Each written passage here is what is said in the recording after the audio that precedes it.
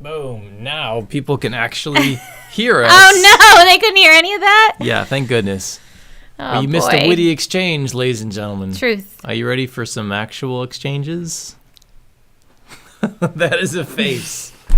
Okay. Oh, I just hit the table. That's Here we okay. go. Are we ready? It's the right table. Or this one, right? Yes. That one. This the close. You can always point at it, and then you'll know. Great. All right. Ready? 3, 2, 1. Wow, she's serious about this now. I had fun with that a couple episodes ago, about like being like, ha ha ha, I was a little too early. Now she's just like staring deep into my brain That's through right. the I want to get right. fluid core of my eyeballs. Serious business. Wow. Did you know that the inside of your eyeball is actually like liquid? Can we start the podcast? It's hollow. What? I learned this at the New York Hall of Science, one of the many times I took our children there, because for whatever reason, even though it's usually it was like 30 minutes of like, we're interested, and then just like, we're just kind of like wandering. We would watch they used to do cow eye dissections, which I missed out in middle school. Middle school in Western New York, in our part of town. You would do a cow eye dissection at some points, but it's only on one day. So if you miss out, like I think I was sick that day or something, yeah, you don't get to see the I guess the inside of the cow eye. Yeah, how about you? Did you dissect anything? I think we did an eye. I don't really remember right now. I did dissect things, and I actually I liked it. Because it was really precise work, and I like really precise work with your hands. I always have. And anyway, we should slate, because we didn't do that yet. This is the Puppet Parent Podcast. You know, like what we do. So we should do that. That's what you mean. Yeah. So my name is Chad. My name is Z, and this is the Puppet Parent Podcast. Thanks for tuning in. We are puppeteers, we're parents, and we have a podcast. And just to catch you up, if this is your first time listening or watching, we also are streaming live on Facebook. And on YouTube. And on YouTube. So if this is your first time tuning in, the quick recap is that the week of March 17th, we started recording these episodes because we were stuck in our apartment in New York City. Then June 1st, we decided to migrate from New York City to Western New York, and we have been staying at Chad's parents' house. And we have continued to stay at his parents' house indefinitely until it is safe for us and makes sense for us to go back to New York City. And we are having a residency at the Springville Center for the Arts, and that's where we're recording from. So that is your little update of where we're at. The amazing studios of the Arts Underground, which there's one place in this entire underground facility that used to be a dojo and a gym and fallout shelter. And there's only one place that gets heat, and it's right here. So I'm feeling really good about that. So when we ticked over the heating system from off to heat, we started to see like parts of the vents start turning on in this area, and we're like, oh yes, heat.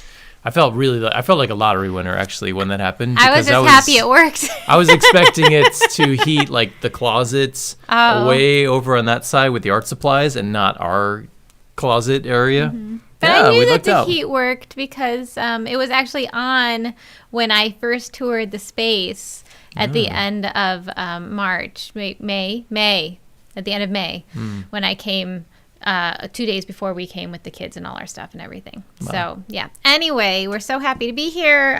Thank you to Springville Center for the Arts for the residency. And then this podcast is like a weekly recap of how we're doing, what's up with us. And, you know, if you're parents, we hope that you can relate. If you're puppeteers, we hope you can relate to some of the things that we've been going through.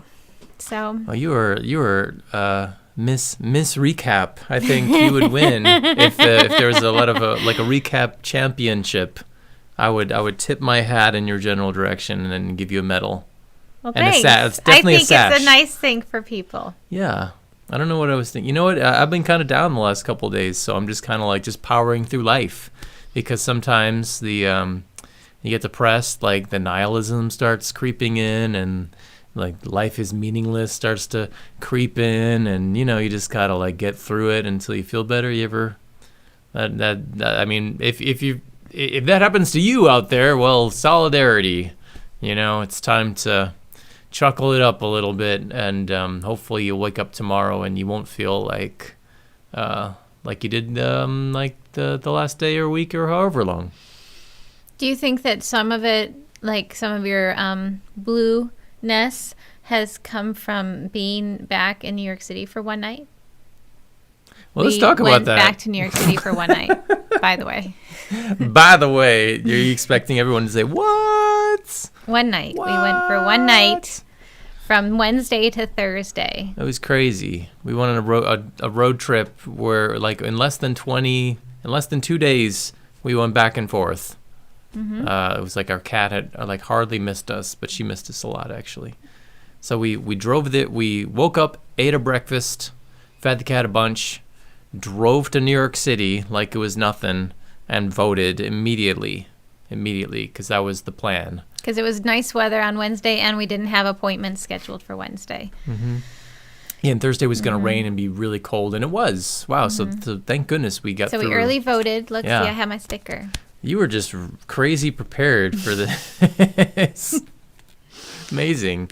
So if you're listening, she parted her hair to one side, revealing an "I voted early" sticker that was hidden until this point. Amazing.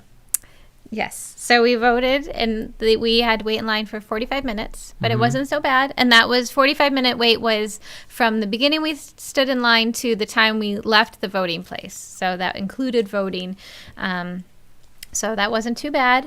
Yeah, and Queens as like a microcosm, Queens every single day of early voting got less and less and less time. We are now 2 days away. 1 day away from the election. It's November 1st while we're recording this. It's Sunday. The election's Tuesday. Yeah, and each day the line size has gone down. So next time, I'm kind of thinking about this. All right, next time, so we'll early vote maybe like a couple days out. That's what we did this time.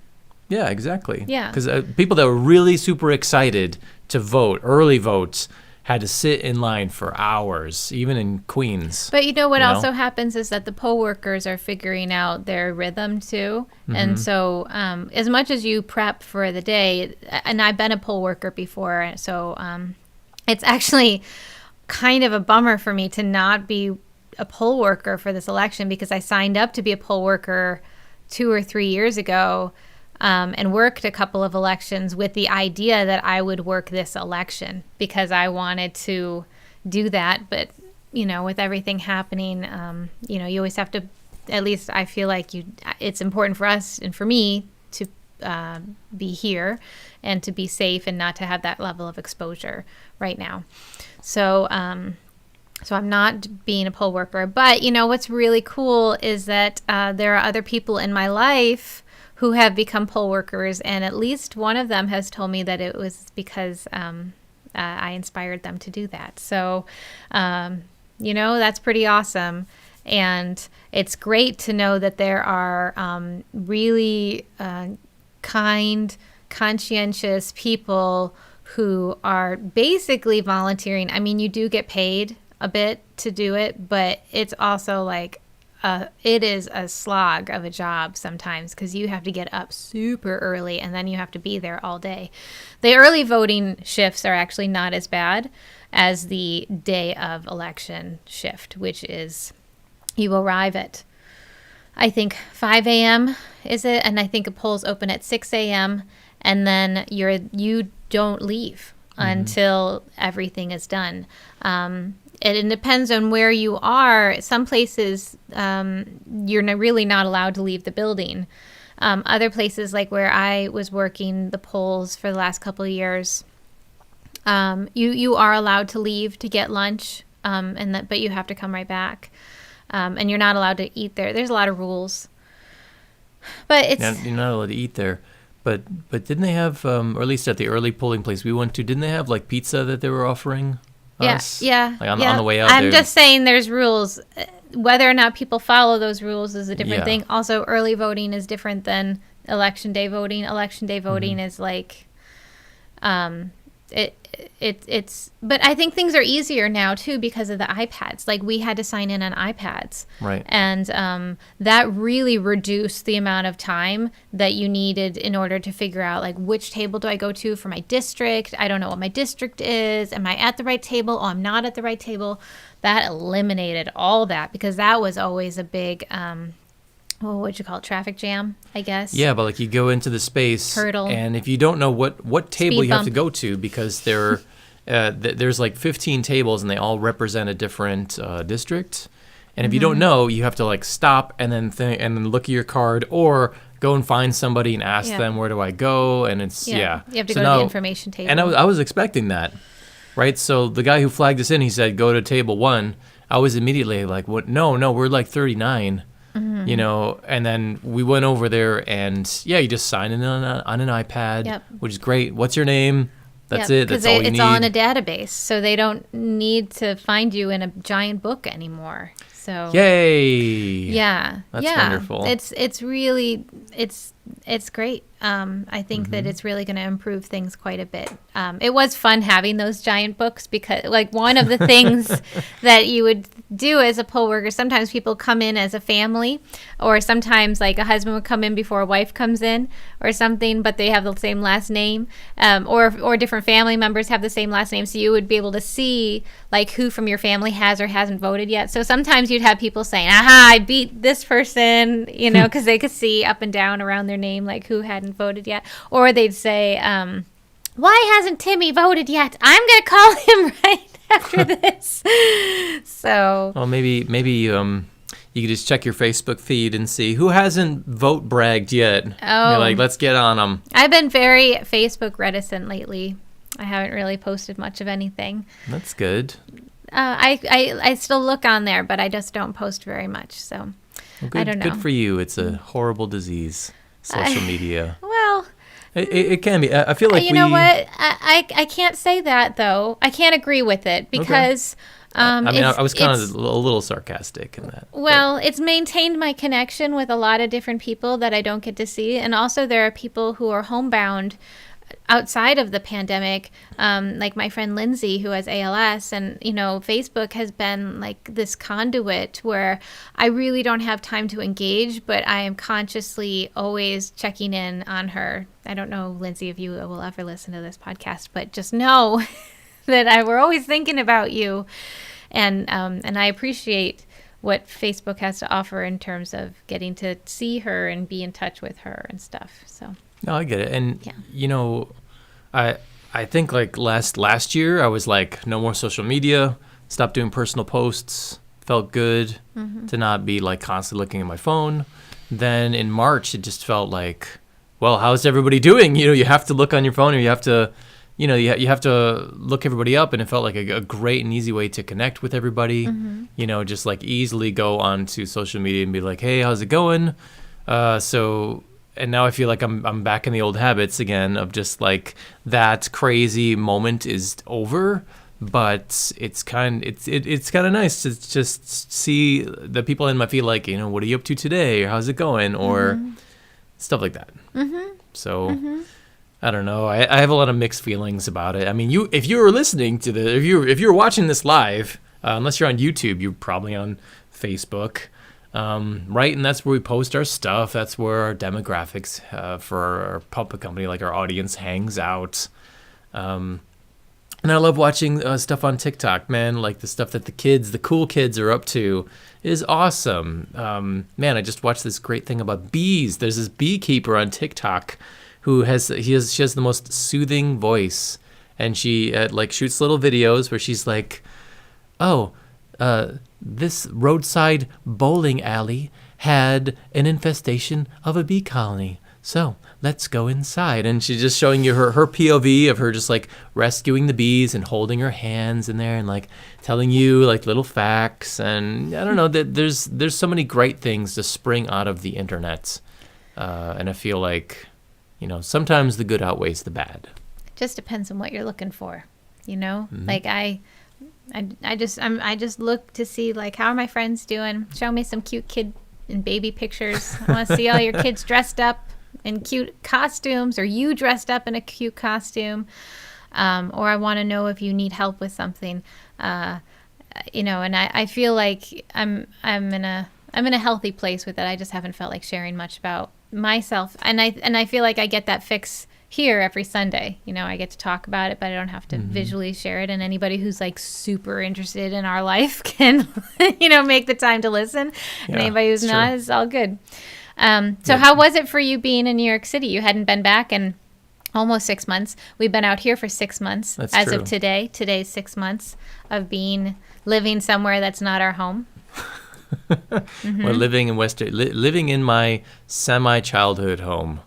Like from 14 and on, I lived in this from 14 to off and on when I was in college. Yeah, I mean, it felt great to sleep on our bed. Let me tell you. That was a very comfortable. Let me bed. tell you, Grandma. Modern beds that aren't on box springs are where it's at. We have this solid memory foam block with like this jelly like topping. Pillow top. I don't know what you call it. It's a pillow top. No, it's like got gel or something. I don't know. It's a cooling bamboo pillow top. I bought it. I bought the mattress. I'm telling you. So, we didn't have room for my pillow at home. I have pillows, and they're great, and they're like sculpted like I don't know, like a feminine figure or something. It's like it's got Waves. these humps. Yeah, these waves. Thank you. And man, waking up in the morning and not like standing up and listen to my spine go like which happened every single morning. But since I've been stretching every single morning, doing like a bunch of yoga, it was fine.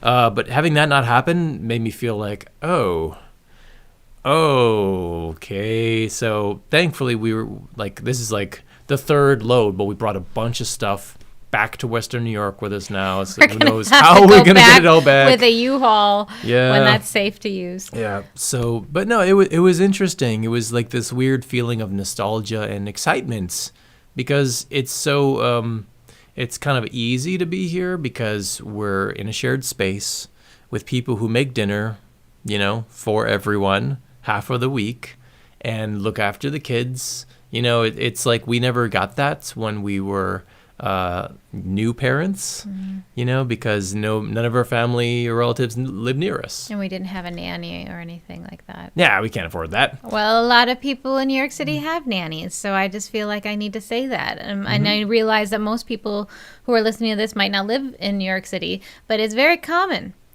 in New York City to have help like that, or to have a house cleaner. That's even, I think, more common than the nanny is to have a house cleaner, and we didn't have that either. No, we thought about it. I just couldn't get over that hump of like having hiring someone to come in and clean our place. It felt like a special, like maybe like an anniversary gift or something. But then whenever I was close to pulling the trigger on it, I just feel like, man, I could just do it, and so I never went for it. Right, I didn't push you about it either. But it's something that you wanted? I considered it because so many people were doing it, so I started thinking about it. Because then suddenly you're like I heard Chelsea Handler last night talking to Trevor Noah. It was an amazing interview, and I think I just have to watch her special to see now, because that the interview worked because Chelsea Handler. I'm going to watch her special, but I've been a fan of hers for a while, and I realize that she's a bit controversial, but I think overall her and I are aligned on a lot of things, and she's a woman, a female comedian. She's funny, and she has had a lot of personal growth within the media. Anyway, I'm saying because my understanding from that interview is that she's from the East Coast. She's from Jersey, and she moved out to LA, and she's like, you don't think that you're going to be suddenly like drinking kale and, doing like cryogenic saunas or whatever, and like talking with people about, how I don't even know what funny thing she said there, but anyway, she's like, you don't think that that's going to become you, and then suddenly it's like, oh my God, that's who you are, because that's what you were surrounded by for so long, and it just creeps up on you. Mm-hmm. And she was talking about how she learned that she was not as empathetic as she thought she was. And she recently realized this? Listen, people have different levels of personal growth at different points of time, and I'm really proud of her for having gone to therapy, realized this about herself, and then being so public about the acknowledgement of it. So anyway, Chelsea Handler, I'm going to watch her special. I'm like making time for it, and I'm really excited about that. I feel like that's her whole shtick, is like she's this tough broad who, just like lays it all out on the table, and like me, will occasionally get in trouble for saying really like how she feels out loud. But because we're in the misinformation age, sometimes the things that you're really riled up about turn out not to be true, or it's more complicated than maybe what you thought. Yes. And then you get in trouble, especially because she's a rich celebrity now. Those people we like to skewer constantly, right? So it's like you can't say anything controversial if you're like that, or people will always bring that back up. Like, remember that one time you said this, but really this,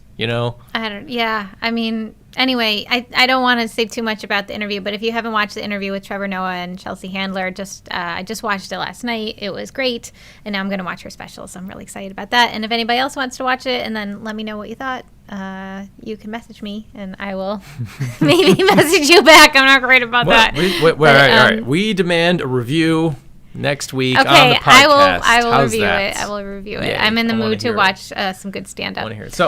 So I don't know if you guys know, but Z is really into holidays. She's really into holidays, and she expresses her love for these holidays by making sure that the kids have a good holiday, whatever that is. Right? Have I said anything that is not true? No. Okay. That's all true. And this is a lot of love, brother. I'm not ripping on you at all. But if you're feeling self-conscious about it, I can walk it back. That's all right. I want to intro all the amazing stuff that you did yesterday, because Z came up with this stellar, incredible plan. I joked that it was like a Pinterest Halloween, and she's like, no, I came up with this stuff on my own. Oh, no, not all of it. No. I mean, a lot of it was from Pinterest. Some of it was really, really cool, and you really went all out, and the kids mostly stayed really engaged throughout the entire day. She had an entire day planned of Halloween activities. There's at least like 20 things. And so I just want to give like a brief overview, because everybody has their Halloween COVID story, because this is like a very memorable Halloween, right? Well, yeah. And Leaf and I, especially, and Finn too, he just hasn't, I don't think, expressed it in the same intensity, was feeling really sad about not being able to go trick-or-treating. That's a big part of Halloween. You only get to do it so many times as a kid, and I knew that we were not going to go trick-or-treating in any capacity, because it's not the same. And we're not home, and so then I just decided about a month ago that I was going to make up for it in some way, and just have a day filled with a lot of fun, hopefully, that the kids would enjoy. So that's what I had, a lot of different activities, and I was trying to keep in mind too, because our older son, Leaf, tends to only like ideas that he's come up with. So if you present him with an idea and say, now we're going to do this, his immediate response, even if he doesn't agree with it, like his own response, he will immediately say no, even if he doesn't feel that way. He'll just say no. So I wanted to keep that in mind too, because I didn't want to plan all this stuff and then not be able to do any of it because he was saying no. So I had all these different like kits that I put together, basically, of different games and stuff, and then I wrote down names for all the games. It was very organized, and I put them all on different colored little pieces of paper, and put those pieces of paper into a a jar that I found. The jar happened to look like Santa Claus, so I put a mask on him and called him Halloween Santa. And Mask Santa. Masked Santa. Yeah, now it's a thing. It's a total thing. Masked Santa is still. By the way, Finn was reaching into Masked Santa and pulling out more of those note cards today. Well, there was one left that we hadn't pulled out, so. Yeah, he was still having fun with Masked Santa today. Yeah. Yeah. But we had a whole bunch of different things, and included in it was, like, of course, carving pumpkins, because we hadn't done that yet. But then we also did, like, treat, what did I call it? Treat find. I can't think of what I called it, but, like, I had hidden little tiny little pumpkin and skull buckets all around the deck. And treat hunt. That's what I called it, treat hunt. And then we also had candy corn cauldrons. And so we had these little mini cauldrons that also came with the pumpkins. They were like the same size. And I attached them to this box, and you would throw little candy corn pieces and try to get them into the cauldrons. And bingo, we played candy corn bingo. For like specific bigger candies. Yes, because if you won bingo, then you could pick the candy. But I mean, everybody got to pick the candy. It was just fun to do. Use the candy corn as the bingo pieces. Yes. To fill up your bingo card. Yep. And it was a little hard to get Leaf not to eat the candy corn because it's right there. I mean, it's right in front of you. So. But I did not restock the candy corn. Yeah. I was like, I'm not just gonna give you candy corn all day. No. Oh, we did donuts on a string, so I called that silly donuts, and we hung the donuts from the above, and then they had to not use their hands and eat the donuts. It was very silly. And our youngest one was just like, nah. No, at the end. After a while, and put his hands under his shirt, in his pocket, so it's technically not using his hands, and use that to like mush the donut into his face. And eat it off the string. And we did one craft activity. We made these little flappy bats out of coffee filters and clothespins. Flappy bats. And then the grand finale, because I wanted to do something besides just light pumpkins at night. And all of it involved candy of some capacity for the most part. Like, they were earning candy, they'd get candy, they'd found candy, so that by the end their buckets were similar in scope to what they would have received at a Halloween trick-or-treat. And I also was conscious to purchase the type of candy that I never buy, because the fun of Halloween is that they get candy from people who get them things that I would never get them. And so then I was like, well, that's what they want. They want that candy that I never get. And so as much as it's like, oh God, the dentist, the teeth, because they went to the dentist. I know, but this is Halloween. Like, you cannot mess with it. Yeah, you can. Mm-mm. For once, this is the only year in your life that you have full control over the candy that's going into those buckets, and you chose to just say like whatever about that. Yep. F it. Yep. And just yep. Yep. I bought the Dum Dums. I bought the Tootsie Rolls and the Tootsie Roll Pops, and he handed me a Sour Tootsie Patch Roll. Kids. And I was like, oh. He loves them. He loves Tootsie Rolls. That's the thing. The kind of candy that I don't really like, he really likes. So anyway, the last thing was lollipop ghosts. So I took lollipops, Dum Dums, and wrapped them up in a coffee filters, white coffee filters, and drew little eyes on them. I mean, that's pretty common. People know about that. And then it was around dusk. I attached white crepe paper to the ghosts. And then while the kids were eating dinner, I went along. There's a path that goes into the woods by the house and then goes down to this like campsite area that they've worked on all summer. And so I attached the ghosts. There were 15 for each kid. One had a red mark on the on the crepe paper, and the other one didn't. And I attached them into onto the trees along the path. And then we made these little luminaire lanterns with glow sticks in clear milk jugs, half-gallon milk jugs.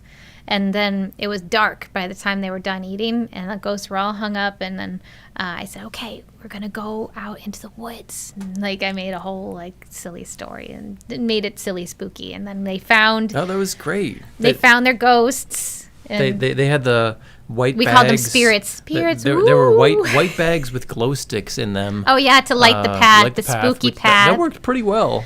You know, better than just glow sticks by themselves. And then the glow sticks inside of the clear milk half-gallon containers was genius. That was it was your great. mom. It was just a tiny bit of light, but it was enough to where they can hold it up and kind of find those the spirits waiting in the trees. Yeah. But then every once in a while, because I had a big flashlight, I would just kind of like shine it that was a helpful. little bit about like where they like, needed to go next. Maybe over there, guys. Yeah. Because I did not realize it was supposed to be a full moon, so in my head I was thinking, oh, it's gonna be really bright out at night, but actually the moon hadn't risen by the time we were doing our thing. It was still like on the horizon, so it was dark in the woods. But they had a good time, and it was fun, and I was nervous that one of them would be too scared, like for whatever reason, even though it was like silly spooky to do it, but that didn't happen. Everybody participated, and it was a nice end to it, and so we still got to do something at night on Halloween involving candy where you run around a little bit. So and can I just say, and nobody tried to scare anybody, because that was just a staple of growing up in my family. Was my dad would scare us like crazy, get us out in the dark, and then do his like grab monster, rawr, and then everyone screams and scatters. Yeah, it's hilarious unless you're a kid. And then you would perpetrate that onto other people. That's the thing, right? And it would just spiral, and it would just happen and happen and happen. So I'm so grateful that we've not done that, and that's even now we're on like year 7, right? And it hasn't been the thing where we like purposely monster scare each other. That was never a part of my Halloween. That was a part of like Girl Scout camp a little bit, and actually the hanging up of ghosts. Thanks, V. That's really sweet of you to say that. My friend Vanessa said that she wouldn't be surprised if the kids want to do the same activities next year, and that sounds like a really fun time. It was fun putting everything together, and I was hopeful that they would enjoy it, and they did. So that makes me happy, and I hope that my whole hope with all of this time, and basically their entire childhood really, is that they'll look back on all of this and be like, that was fun, or my mom and dad are great. That's what I want. I want them to still like us when they're adults and to not be too traumatized by their youth. And right. I feel like we're both on that, but I feel like we have different ways of approaching that. Yeah, we do. I'm definitely like more hands off. In that respect, like I understand that the actions that I'm taking will lead to that outcome, instead of like, let's do this so you won't hate me when you're 30. Does that make sense? No, but I mean, not to me, but maybe I missed a part because I was zoning out. I don't know. It's all right. So if you're listening to this, kids, and you aren't, and you never will. You don't know. They might. Nah. It's on the internet. The internet's forever, man. Yeah, it's true. But this is more for, like, our friends. This isn't for the kids. Like, if my parents had a podcast actually, that would be really interesting to listen to. Never mind. Yeah, exactly. That's what I'm saying. They are going to listen to this. Okay, all right, They're I got you. They're going to listen to this. Speaking of listening, I'm gonna lower the volume on the microphone slightly. Bring it down, yeah, Chad. There we go. All right, feeling better about that. Anyway, the idea for the lollipop ghosts and hanging them in the woods and going out at night, that all came from stuff we used to do at Girl Scouts. And That's great. The scaring thing, though, that also is part of Girl Scouts, like Girl Scout camp and stuff. But it was fun. It wasn't, I don't know, I enjoyed it. But I never did a scary Halloween. I did like great. haunted houses and stuff, but not on Halloween. Like, see, Girl Scouts sounds like people asked me like why. Since I'm an Eagle Scout, why aren't our kids in Cub Scouts or going to be in Scouts? And that's because, like, all the nice things that you talk about Girl Scout camps, I just feel like, wow, that's so great. Boy Scouts or Cub Scouts, we play this game called Manhunt, where we would hunt each other down, and it was like predator prey stuff, where like you're on the hunt and you're trying to find somebody, and when you do, it's like there's gonna be a beatdown or screaming or like let's go get the others. I don't know. Like I associate all that kind of like negative kind of stuff with scouting. And there was always like, I'm gonna scare you, or hurt you or, like making fun of somebody. Maybe it was because it was like the 80s, 90s, but there's like a lot of like wouldn't it have been so much nicer if we were like hanging up like ghosts and going on like a spirit hunt like we did, with our kids or like cute things. Cute, nice things. Can't we just have the cute, nice things, please? It wasn't all cute, nice stuff at Girl Scout camp, but I really enjoyed Girl Scouts a lot. And I guess I was just really lucky that almost every single time that I did anything with the Girl Scouts, whether it was with a troop that I was in or at some kind of Girl Scout camp where there was lots of Girl Scouts from all over, or any kind of larger Girl Scouting events or trainings, any of those times, the credo, which is part of our Girl Scout law, which is treat every Scout like a sister. Well, to me, treating them like a sister meant, being really kind, and everybody was like that, And if they weren't, other people would call them out and be like, "Hey, that's not very Scout-like," Wow, that's really cool. Well, it was important. I don't know. It was just really important. Ours were definitely full contact sports. As soon as the scout meeting is over, we're full contact sports in the backyard of the Moose Lodge. Well, you had religion too in your life, and I don't want to necessarily talk much about religion, but I'm going to say is it was the same after church, full contact sports in the parking lot after church. I just mean to say that I didn't really have much religion in my life in terms of like anything that was like regular, but what I did have was Girl Scouts, and I think for a long time on my Facebook page, like my religion was Girl Scouts, because that's the closest thing to religion that I have ever had. I am Jewish, but I didn't go to temple regularly, but I went to scouting meetings regularly my entire childhood up through when I went to college. So there's a lot of parallels. I mean, you're all chanting together, right? The oath and the law and stuff, and there's a bunch of rules you have to abide by. There's a uniform. You're doing good things out in the community. You level up. There's things to look forward to. There's like an elder who comes in and runs the ritual, the ceremonies and stuff. There's so many positives that I could talk about Girl Scouts. So actually, one of the things that makes me sad a little bit as a mom is that I don't have I don't need to have a daughter, but I wish that I could just to be able to have them in Girl Scouts, and I understand why, like, you have big reasons why the boys won't be in Boy Scouts, but not having Scouts in our life and having kids is like tough. But I'm all about, you don't need Scouts to do the like our favorite things about Scouts. It's makes like, it easier. We don't need you don't need to go to a regular weekly meeting at some kind of hall in order to have friends and go camping. Because the Have Friends and Go Camping Club structure of it can exist anywhere. I like the structure of it. Anyway, we're on two different planes about it, and that's okay. But I got a lot of ideas and inspiration about like what I did yesterday from scouting. That's all I wanted to say. And that the scaring thing is that is also a part of scouting, but fun for me.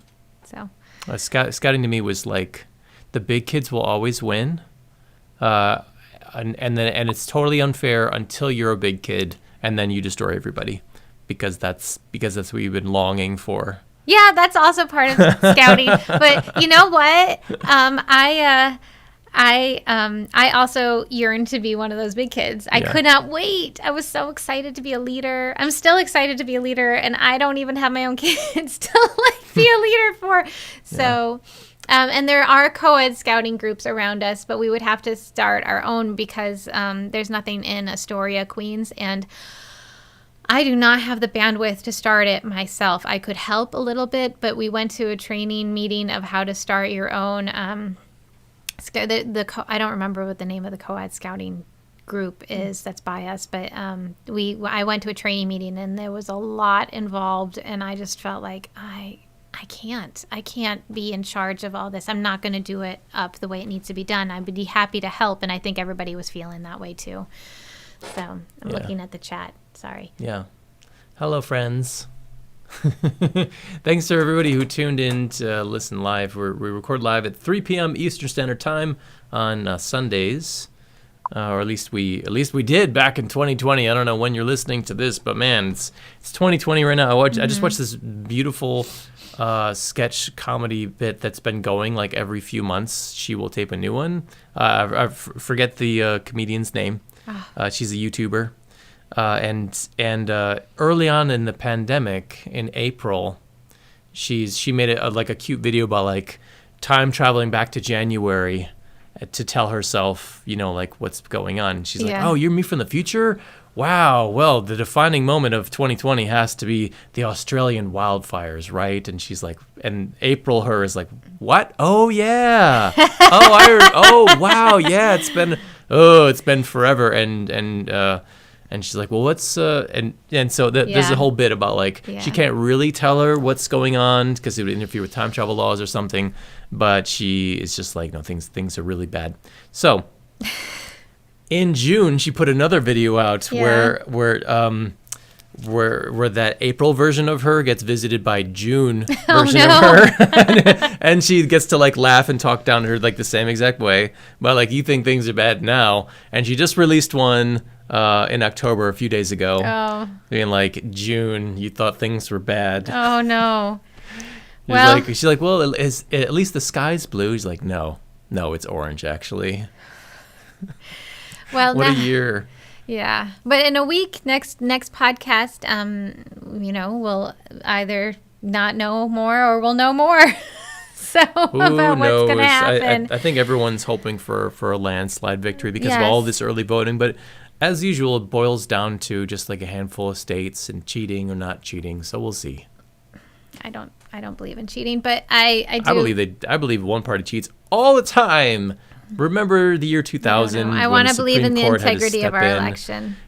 Supreme Court stepped in the year 2000, young ones, and said, "Hey, so it all boiled down to Florida, and there were votes that one party was throwing out because of something called hanging chads, which I heard about from my mom for years, which means that even though their horrible ballot machines poked where they were supposed to poke on the punch card. On the punch card, it didn't punch all the way through, and so the Republicans said we have to throw all those out.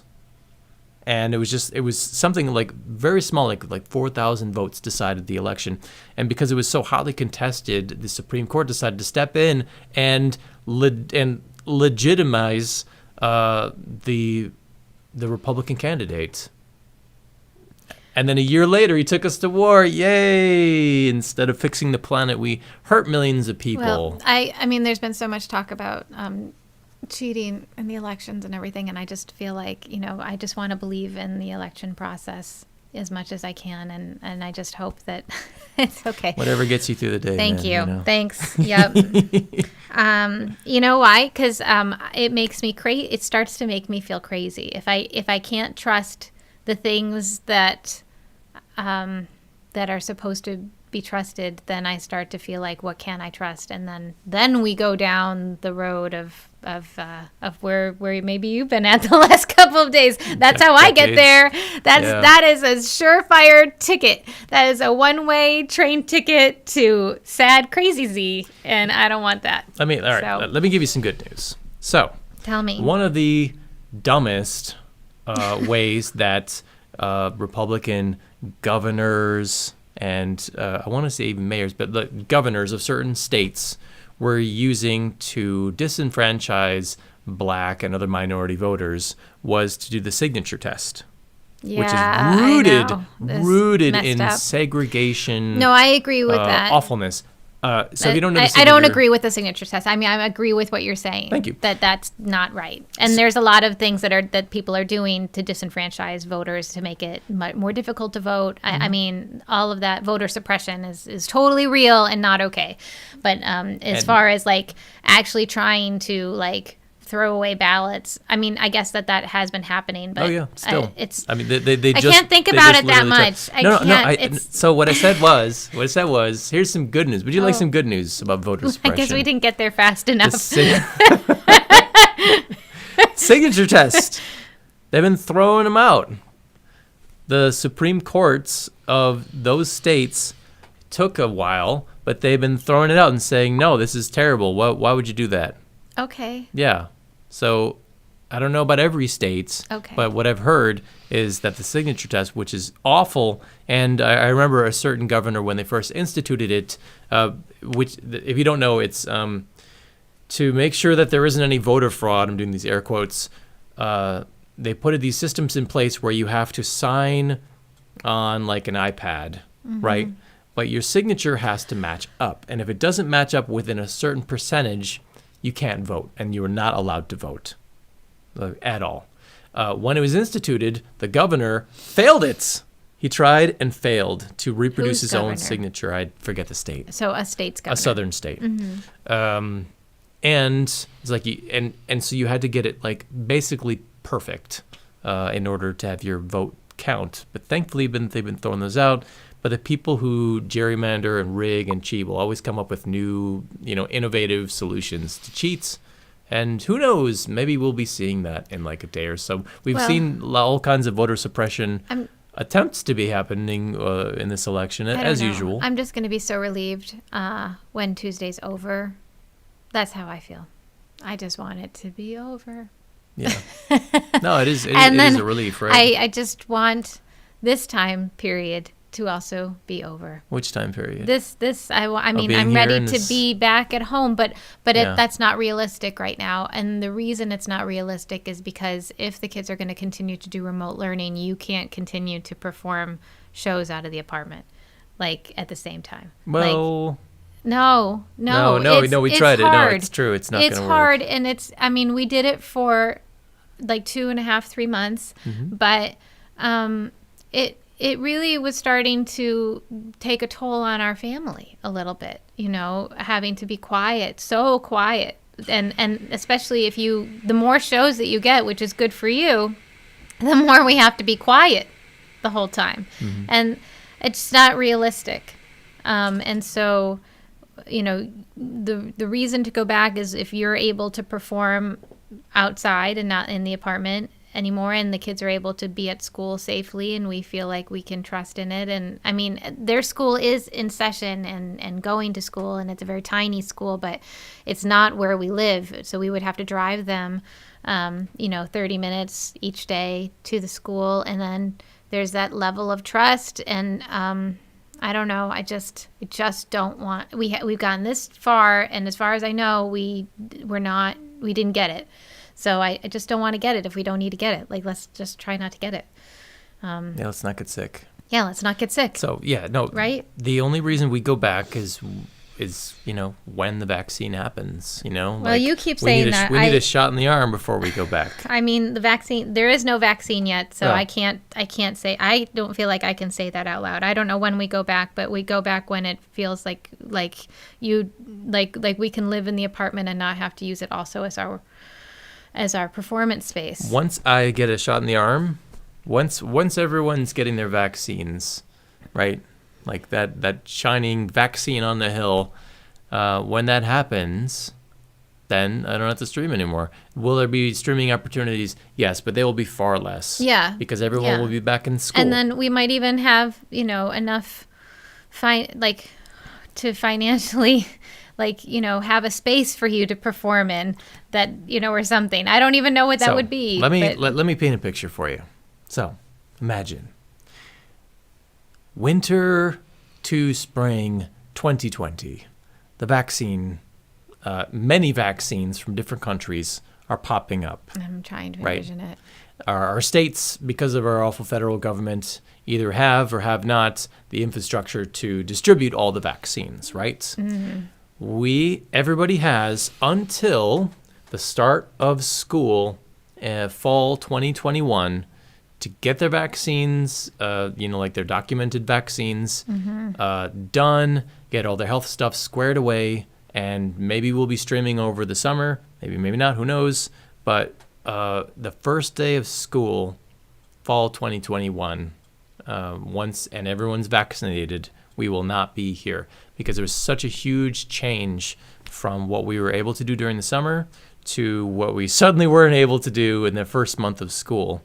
I feel like everyone was really gunning for things to change, or they knew they had to change for the first of the school year. So I predict, and I'm putting this out there, everyone will get their complicated mess all together and done by the beginning of the next school year. Yeah, that's my hope. I don't know if that's my prediction, but that's my hope. I don't even want to share any predictions that I have, honestly, because I don't like any of them. Okay. I mean, I'm scared. I'm scared about what the future might look like, and so I just I don't know. I remember first coming to you at the end of February, beginning of March, and being like, Chad, this is going to happen, and you trying to talk me off the ledge, and me being like, no, I'm not being crazy, I'm being real, and we got to get ready. And then you were like, well, what's the worst thing that could happen? And then I list them all off, and you were like, okay, slow down. But I still am in that place of like, I've been ticking them off the list of each thing as it goes. It's like, well, I don't want my worst case scenario predictions to come true, but it feels like that's what it's been happening. So I get that. It's okay. Yeah. So sorry to be a little gray rain cloud, everybody. So to close out. Oh, are we closing out? Okay. This episode. Oh, this is a weird episode, Chad. Aren't they all really? I mean, you start listening to a puppetry podcast, you get what you get. It's not really about puppets, though. It's more about us. Not this time. But so, because this is Halloween 2020, we did it indoors mostly. There's some outdoor parts. A lot of people had different day. ways to still trick or treat like before. What were some of your growing up Halloween memories that were really impactful or that you still remember? Are you asking me? Yeah, I'm asking you. Oh, I'm asking you to. The first time I got to trick or treat without my parents. Ooh, when was that? That was with my neighbor, Mike Clapsaddle. And is that his real name? Mm-hmm. That is his real name. I don't know what happened to Mike. Clapsaddle. That's amazing. I love that name. 2 doors down, and we got to go trick-or-treating together, and that was the night of the infamous snow on Halloween, collective lots of snow. I think it was about 6 inches of snow that came down that night. Wow. And so then and I had to walk past the graveyard on Myrtle Street in order to get back home because I had gone way down Myrtle to trick or treat. So it's snowing.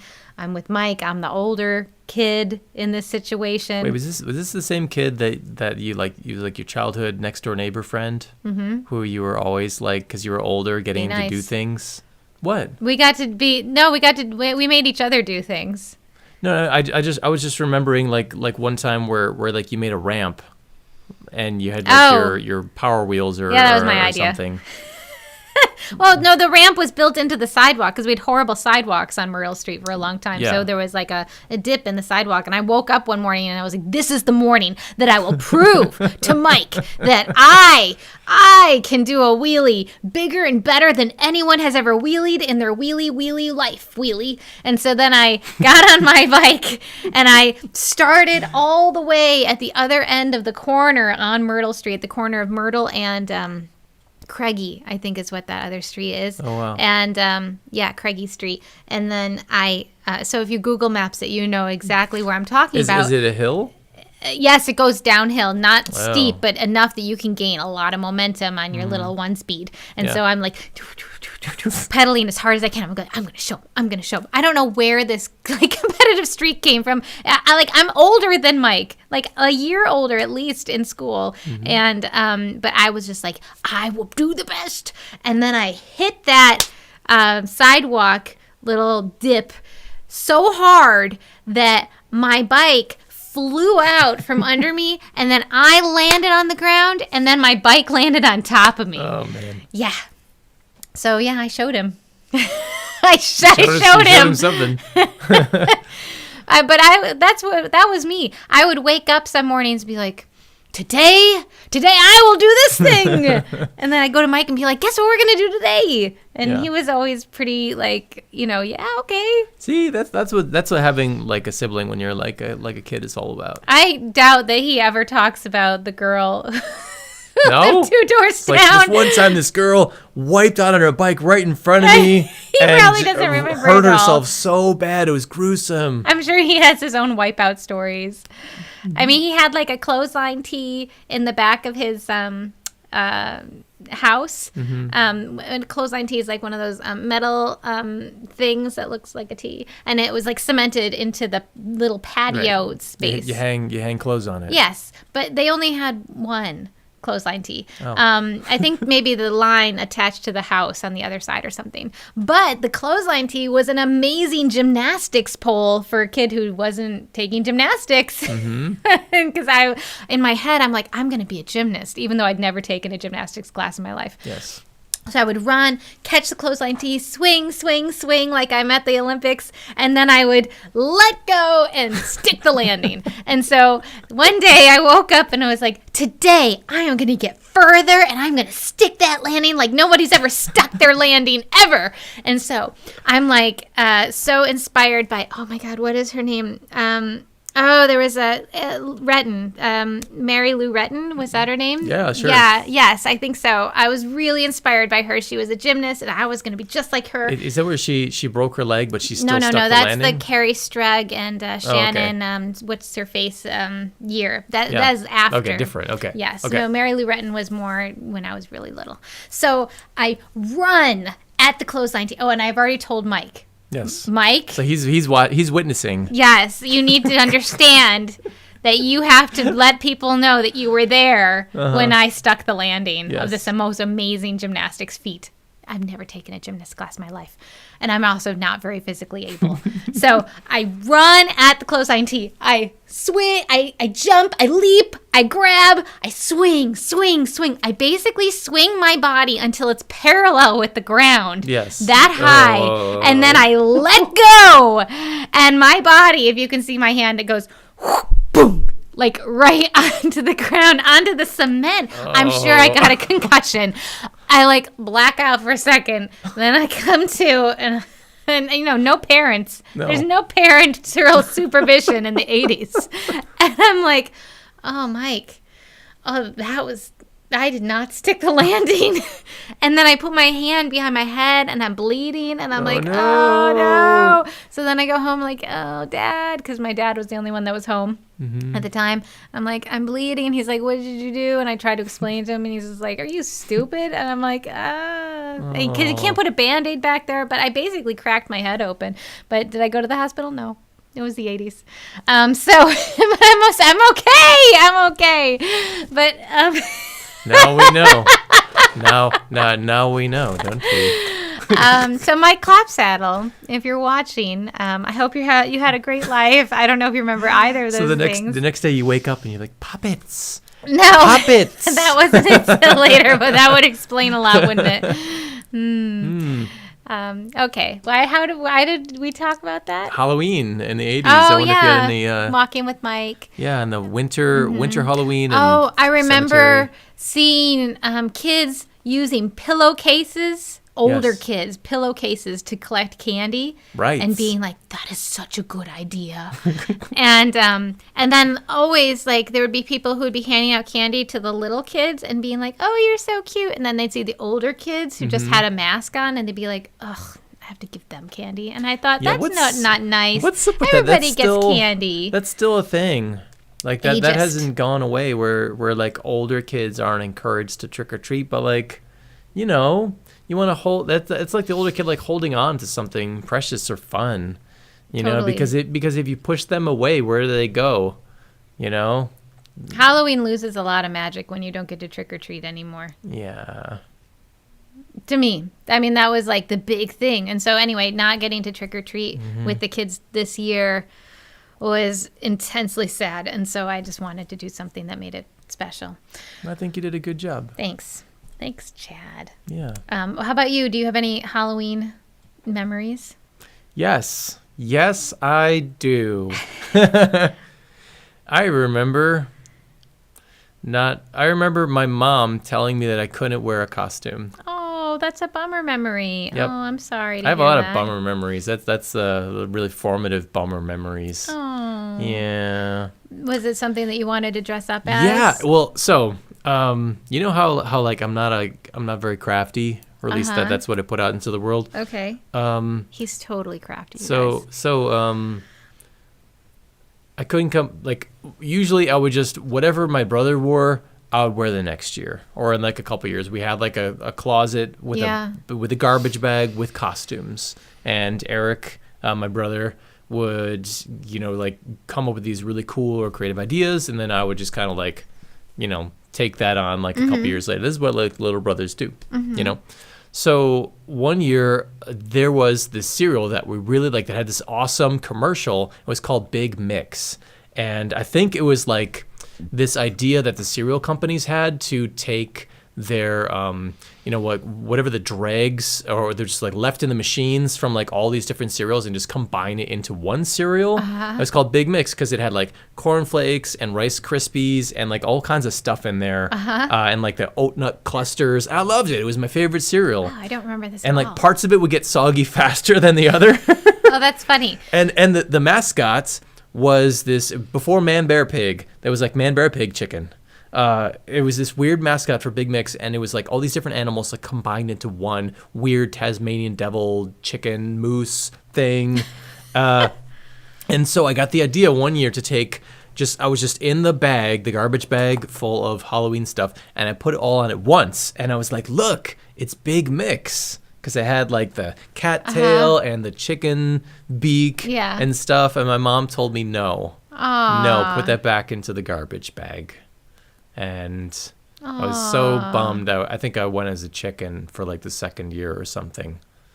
And I still feel resentment. No. And this is why I'm concerned, because I'm sure she didn't think it was a big deal at the time. And here we are, like so many years later, still frustrated about it. My kids are going to be in therapy for forever. Like, I hope that they don't say no. So no, as an adult, I see it as like a lesson of I don't know what was going on in her life right then, right? I don't know what she was thinking, or if she knew it would be a bad idea, or thought I would get laughed at, or wanted me to wear something warmer, or whatever. None of those reasons came out. It was just no. And so, as an adult, as a parent, I'm looking back at all those bummer memories. Not just feeling like I would have done it differently, but more just like, okay, you're going to say no to your kid at some point, right?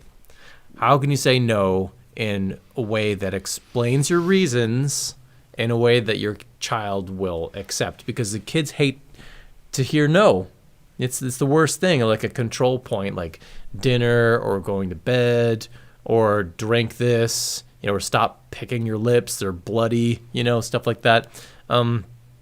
They hate to hear that stuff. They hate to hear you say no. So how can you make it more palatable, right?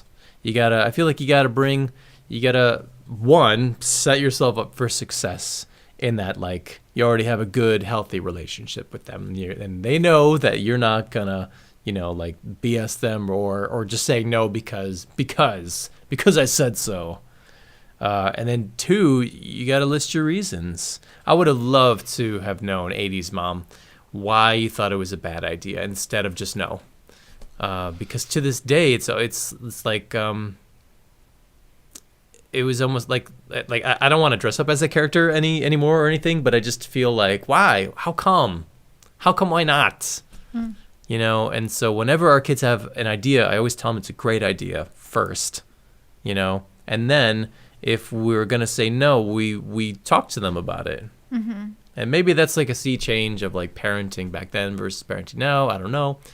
But yeah, that is a bummer memory from one of many bummer memories from Halloween. Oh, wow.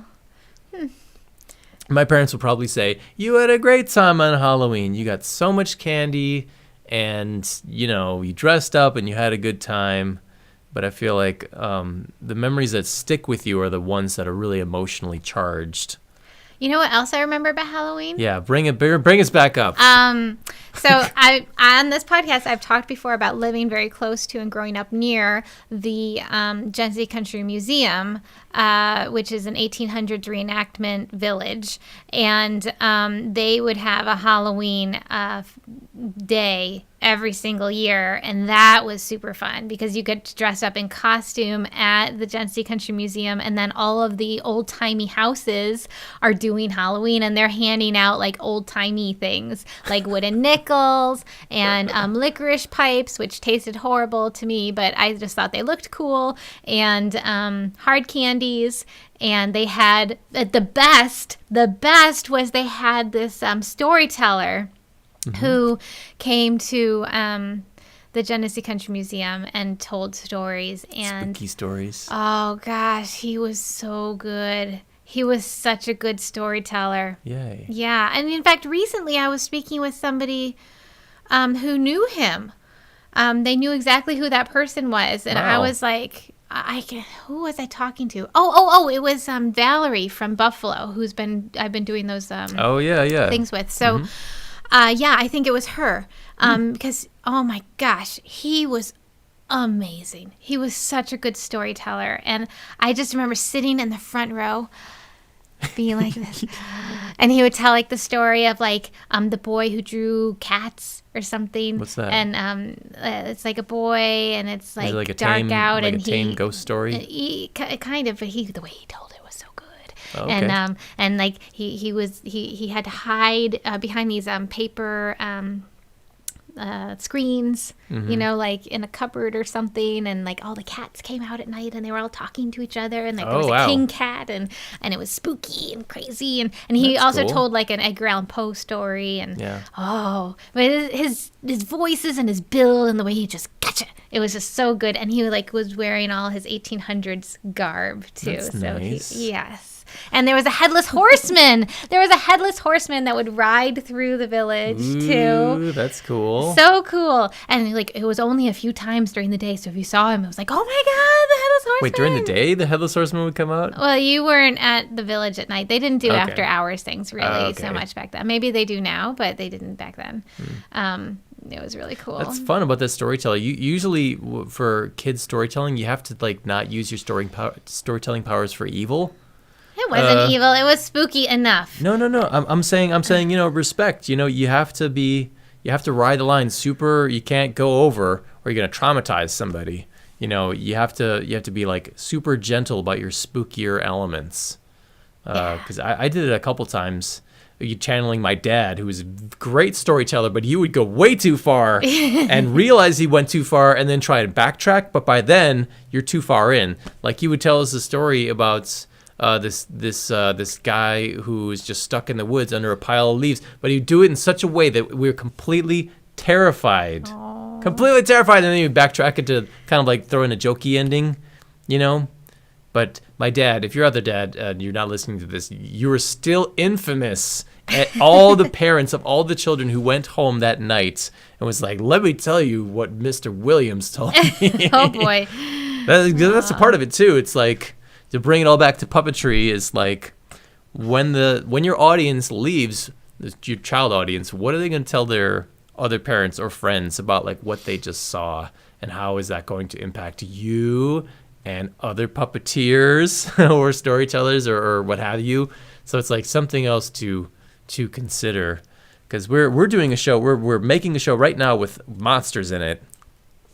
Yeah, and it's kind of like, well, like, if you put monsters in a show with kids, they can't be too dopey, but they can't be too scary. Maybe a little bit of both. Or maybe you got to build it up. We'll see next month. We'll see, right? Before we sign off, I just have to do a quick plug for the Sesame Street podcast on Audible. So there's 4 or 5 episodes that are out now, and you should listen to them because they're super fun. It's called Foley and Friends, and it's on Audible. It's an Audible exclusive, but they have a 30-day free trial. So you can sign up and listen to those and let me know what you think. I play Foley, and it's just super exciting to have that kind of role on Sesame Street, and if you really like the podcast, maybe you can give a little rating, a little 5-star rating. That would be nice. You know, it's nice to see that. But yeah, I'm always happy to do these little episodes with you, Chad. And Thanks. Yep, we do it every week when we can. If we're not in the middle of something. Only a couple times we've not recorded because one of us was sick or we were in the move or something. Or my back was broken. Oh, yeah. But we got through that, right? We How's your did. back feeling? It's fine. Yeah. It was like a one-off thing. Now I'm you've had a okay. little taste. I'm Elastigirl. Little taste into chronic pain land. No. Eey. No. It was just a couple days. Exactly. Yeah. Exactly. So, Okay. thanks for listening, everybody. We're the Puppet Parent Podcast. I'm Chad and Z. We tape this live on Sundays at 3 p.m. Eastern Standard Time, so please join us then. Thanks for everybody in chat, Allie and V. And Uncle Tom was watching too. I don't think he know. said hi, but Nah, you're no, there. You're there, Uncle Tom. all of our friends watching. That shout out to Sarah up in Boston and we didn't even get to talk about this, but I'm certain there will be a fundraiser for the Puppet Show Place Theater. Yes, and when that happens, we will do something special. Yes, because we want to support it. We want to make sure that it's still around. Yeah. No matter what. And we love that place, and we love the people who work there. Yeah. Okay, so Yeah. we'll see you next time. Listen to our episodes over at puppetparentpodcast.com. Oh, I'm going to Love click you. the end. Okay, bye-bye.